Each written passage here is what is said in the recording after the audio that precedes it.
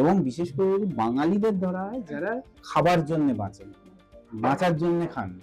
আমরা কেউ বাঁচার জন্য খাই না, আমরা খাওয়ার জন্য খাই। আমি ইনফ্যাক্ট আমি প্রচুর দেশে ঘুরেছি আমার কাজের জন্য, যেখানেই গেছি সেখানকার খাবারটা কি, কারণ খাবারের সঙ্গে অনেক কালচার মিশে থাকে, তার ভালোবাসা মিশে থাকে, অনেক কিছু থাকে।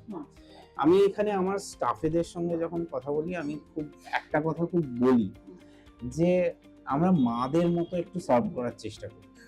তো আমি সবাইকে জিজ্ঞাসা করেছিলাম একদিন যে সবার ফেভারিট খাবার কি, ঘুরে ফিরে সবাই বললো মায়ের হাতের এই রান্না।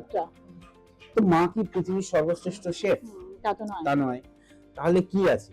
তার মধ্যে একটু ভালোবাসা আছে, তার মধ্যে একটু আদর আছে, বকুনি আছে, অনেক কিছু মিশিয়ে, প্রশ্রয় আছে, স্নেহ আছে, কোলেস্টেরল আছে, তো আছে,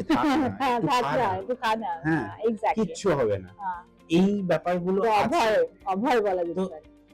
এটা যখন কেউ ভাবে খাওয়াচ্ছে, তো সেটা হার্টে টাচ করবে না তো কোথায় টাচ করবে? That goes directly to heart.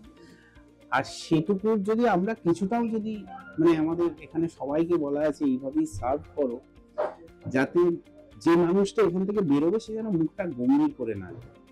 Follow করুন বর্তমান।